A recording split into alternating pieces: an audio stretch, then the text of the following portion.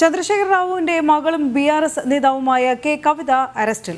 ഡൽഹി മദ്യനയ അഴിമതി കേസിലാണ് ഇഡിയുടെ അറസ്റ്റ്. ഗൗതം അനന്തനാരായൺ ചേരുന്നു. കൂടുതൽ വിവരങ്ങളുമായി ഗൗതം, വിശദാംശങ്ങൾ. നേരത്തെ കെ കവിതയെ ഡൽഹി മദ്യനയ അഴിമതിയുമായി ബന്ധപ്പെട്ട് പലതവണ ചോദ്യം ചെയ്തിരുന്നതാണ്.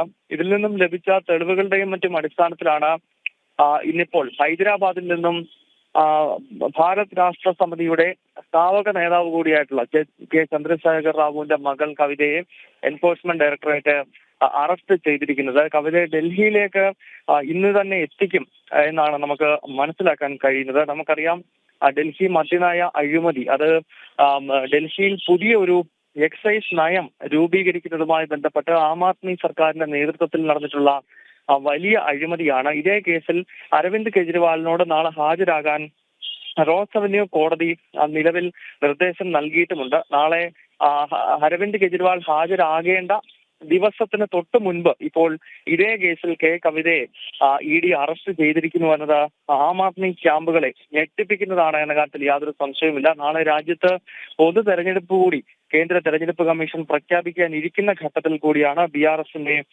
ഏറ്റവും പ്രധാനപ്പെട്ട നേതാക്കളിൽ ഒരാളായിട്ടുള്ള കവിതയുടെ അറസ്റ്റ്. ഒപ്പം അരവിന്ദ് കെജ്രിവാൾ നാളെ കോടതിയിൽ ഹാജരാകേണ്ട ദിവസം കൂടിയാണ്. ശരി, ഗൗതം അനന്തനാരായണനാണ് വിവരങ്ങൾ നൽകിയത്.